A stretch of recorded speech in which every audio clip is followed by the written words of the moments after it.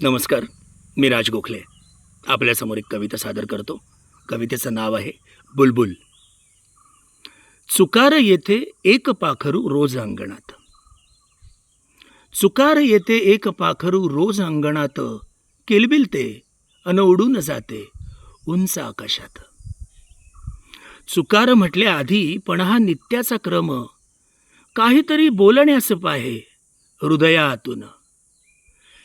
रोज भरारी घेऊन जाते गगनाच्या पार, कळेन त्याची माझी कोठे जुळलेली तार.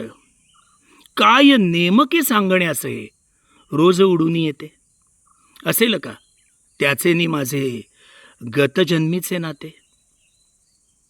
कुणीतरी सांगितले मज तो बुलबुल पक्षी आहे, लाल बुड्याच्या शिरीतयाच्या एक तुराही आहे. रोज गवसला छंद चाता नित्य निरखणे त्याला, काळीज हलते एक दिवसही उशीर त्याला झाला. कळेन मजला त्याची अन त्याला माझी भाषा, कळेल कधीतरी हीच भाबडी बाळगून मी आशा.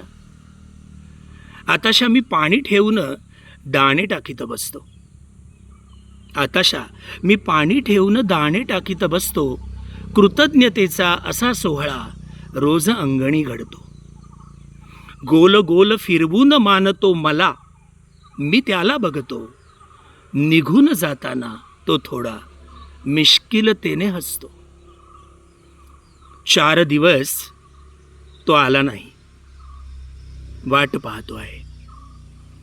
4 दिवस तो आला नाही, वाट पाहतो आहे.